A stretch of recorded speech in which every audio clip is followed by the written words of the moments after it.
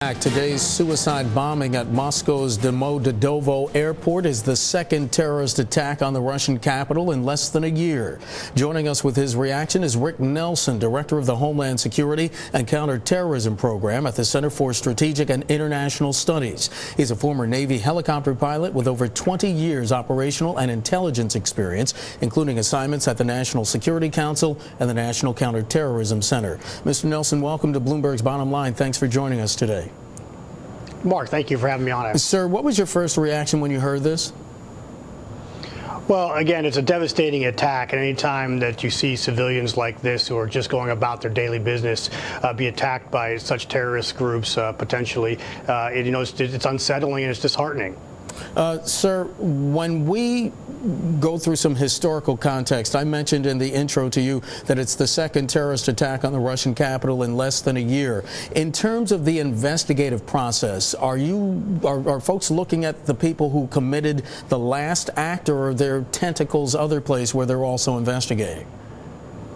Well, I'm sure that's where they're going to begin, probably with Doku Umarov's group, the Martyrs Battalion, which is an extreme element of the Chechen resistance movement.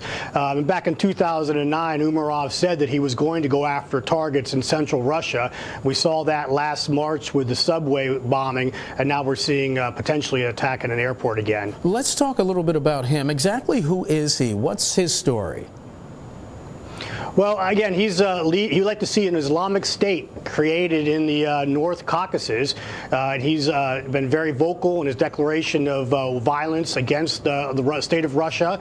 Russians are very interested in keeping him at bay. He's conducted a series of terrorist attacks inside the Caucasus and also in Russia, which he's claimed responsibility for. We have heard that the Russian President MEDVEDEV is delaying his trip to the World Economic Forum, obviously to stay at home because of this terrorist attack, and no doubt the Russian Prime Minister Vladimir Putin involved in this. Russian officials meeting at the Kremlin. If we could be a fly on the wall for a minute, what are they talking about? What's their move now? Well, the first thing, and they have to balance, delicate balance here. Obviously, we can see how terrorism can have an impact and affect, the world markets, or even, the global dialogue, as Medvedev is not going to attend the World Economic Forum. And that's a serious issue, because we need Russia, obviously, to be part of that. What they need to do is be strong against this terrorist threat without being too overpowering and getting a negative international reaction. So they have a delicate balance here. They need to maintain some sort of connectivity to the global, financial markets, but they need to keep this threat in check. And that was one of the criticisms, if I recall, of the Kremlin going back a couple of years after Russian troops were in Chechnya, correct? That the response was too overpowering. Well, absolutely. That's exactly what happened, and they thought they were doing what was right, which was going into the Caucasus and crushing this terrorist threat. But the international reaction was quite strong against them. And again, it's a delicate balance, and I'm sure they're going to figure out how best to manage this so they can present a stable environment, both politically and economically, inside Russia. Is this one of those things that would have been on the discussion list anyway at the World Economic Forum, because parts of the economies of scale are linked to perhaps acts just like this and how they can upset a nation's sovereign economy?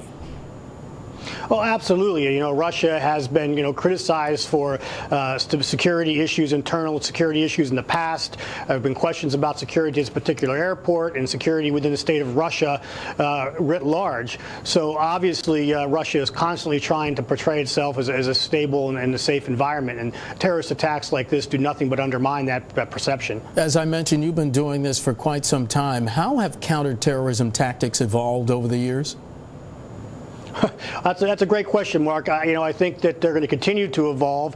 I think what we've seen here is that large-scale military interventions, as we saw with the Russians earlier in the decade and with the United States, aren't necessarily going to solve the problem over the long term, and that the long term to keeping these threats at bay is going to require a much larger approach and getting to the underlying causes of some of these grievances these groups have against these states. And that much larger approach is going to involve, fortunately or unfortunately, some type of political dialogue. Are global leaders on the same page in that regard?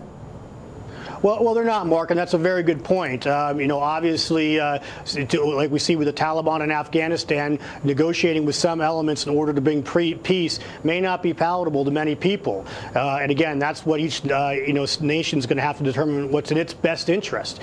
Russia in the past has not been keen on negotiating with the Chechen separatists, the movement down there. So it'll be interesting to see whether they go in heavy-handed here or they try a more nuanced approach of trying to get some sort of settlement and some sort of long-standing peace or solution to the issue in the North Caucasus. And I would imagine that, unfortunately, in a real world, there are some people, some groups that you just cannot negotiate with.